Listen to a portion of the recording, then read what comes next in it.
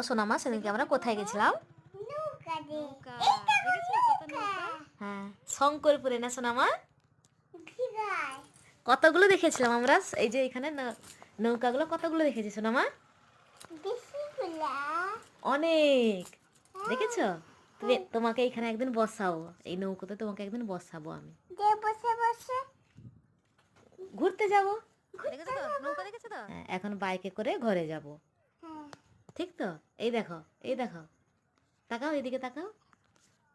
মজা হয়েছিল না রাস পূর্ণিমাতে সোনামা? আমাকে পার্কে চড়াবে না? হ্যাঁ, পার্কে নিয়ে যাব তো। ঠিক আছে।